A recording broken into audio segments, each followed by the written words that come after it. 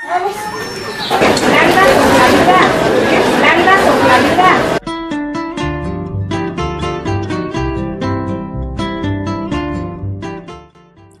La Cámara de Diputados entró en discusión en ese año, ya que se pretendía cambiar el artículo 3 de la Constitución Política.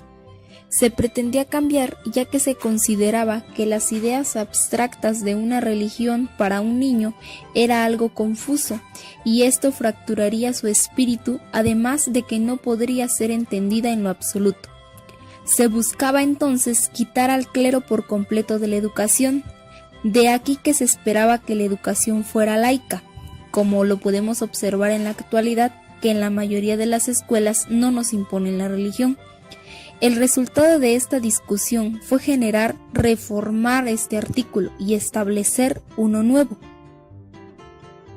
El nuevo artículo 3 establecía que habrá libertad de enseñanza, pero será laica la que se dé en los establecimientos oficiales de educación, lo mismo que la enseñanza primaria elemental y superior que se imparta en los establecimientos particulares. Ninguna corporación religiosa, ministro de algún culto o persona perteneciente a alguna asociación semejante podrá establecer o dirigir escuelas de institución primaria, ni impartir enseñanza personalmente en ningún colegio. Las escuelas primarias particulares solo podrán establecerse sujetándose a la vigencia del gobierno. En aquel siglo, la palabra laica sustituía lo que fuese el término racional y expresaba el espíritu de enseñanza de aquel entonces. Se promovía la evolución integral y armónica de cada uno de los elementos en pro del mejoramiento progresivo de la comunidad. Pero para lograr la evolución de este tipo, se dio origen a dos grandes gérmenes de la educación, como lo son la educación física y la educación psíquica. En el siglo XIX, la enseñanza oficial dejó de ser religiosa. Este tipo de educación dio origen a lo llamado el laicismo, el cual tenía como idea principal respetar las creencias de cada estudiante, por más erróneas que éstas parecieran. Tras la llegada del siglo XX, se planteó la introducción del término racional, el cual se pretendía implementar en lugar de lo que fuera el término laica. Se decía que la principal finalidad al reformar un artículo debía ser mejorar la Constitución, mas nunca empeorarla. Los ciudadanos debían ser libres de pensamiento y completamente sociales, ya que de la interacción con su entorno nacía el interés que debían mostrar hacia las leyes de su país.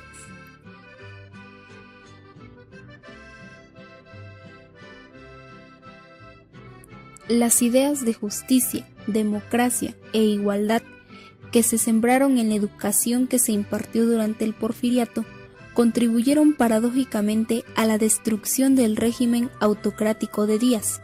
Numerosos maestros fueron a la vez difusores de estas ideas, opositores del sistema y protagonistas de la revolución. Contribuyeron a la búsqueda de un orden social más equitativo.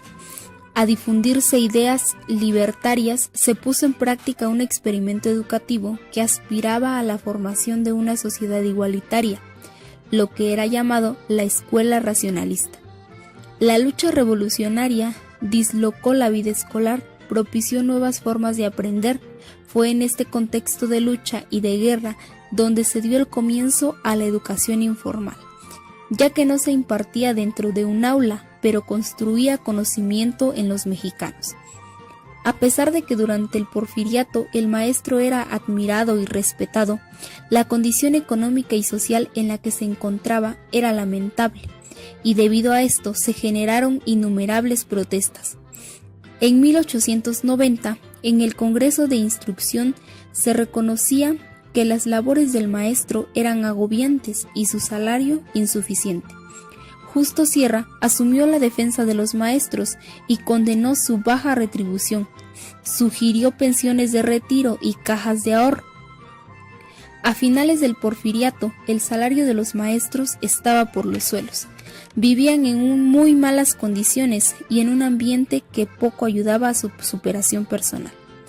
y debido a todo este daño en su persona, su rendimiento era deficiente, aunque algunos se resignaron a su suerte y a todas las malas condiciones en las que vivían. Algunos levantaron la voz y fueron protagonistas del estallido social. Jorge Vera Estañol, secretario de Educación de Huerta, decretó un aumento del 25% al sueldo de los maestros. Pero en febrero de 1915 se presentó un programa de reformas político-sociales por un grupo de delegados al gobierno de la Convención, presidiado por Roque González Garza, en el cual se establecía que el factor decisivo de la educación era el profesorado.